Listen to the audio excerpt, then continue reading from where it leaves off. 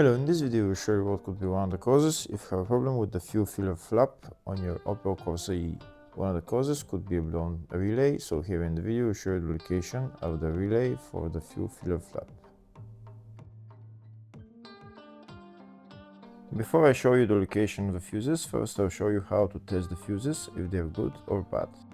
I'll show you how to test the fuses using a multimeter and a test light.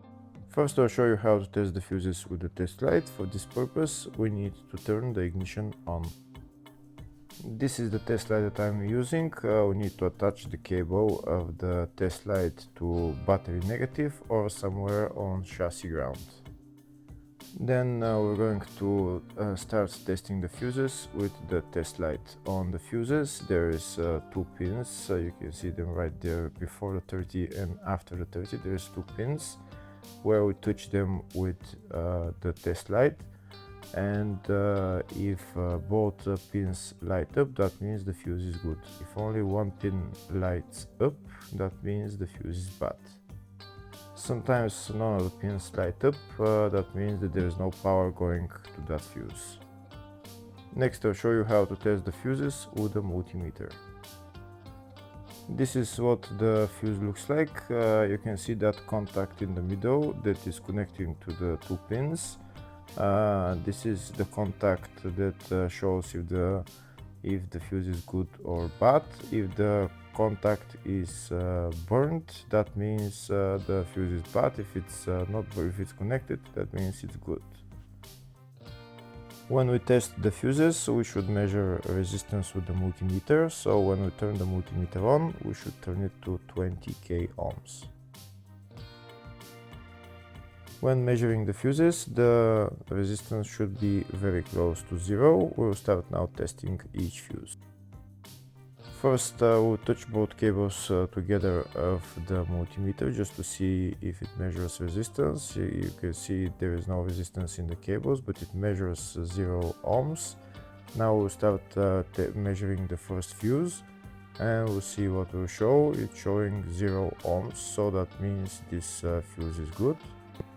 Next to test the second fuse, it's showing 0 ohms, so that means that fuse is good. Now we'll test the third fuse. Third fuse is also showing 0 ohms, so that means that fuse is also good. Next we'll test the fourth fuse, and it doesn't show 0 ohms, it says 0L, which means open circuit. That means that fuse should be bad. Now we'll see what the condition of the fuse is visually. We can see that contact in the middle that's connecting to the two pins is broken, so that's why it's showing open circuit. That means the fuse is bad, so it needs to be replaced.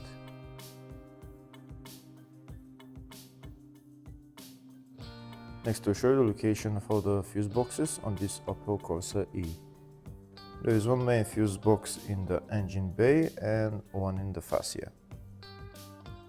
First I'll show you the location of the fuse box in the engine bay. It's located behind this plastic cover.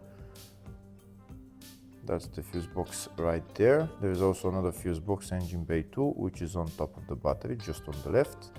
And next I'll show you the location of the fuse box in the fascia. It's just behind this cover. We need to pull out this cover, and that's the fuse box in there.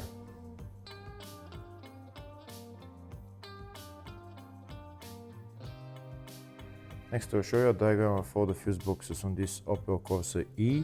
There's two fuse boxes in the engine bay 1 and engine bay 2, and two in the fascia 1 and fascia 2 fuse boxes. Next we'll show you the location of the relay for the fuel filler flap on this Opel Corsa E. The relay is located in the fascia fuse box, and the relay is number 3 relay.